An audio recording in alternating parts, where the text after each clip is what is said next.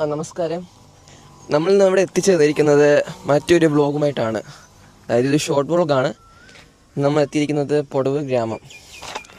തമിഴ്നാട്ടിൽ കാഞ്ചീപുരത്ത് സ്ഥിതി ചെയ്യുന്ന ചെറിയൊരു ഗ്രാമമാണ് പൊടവൂർ.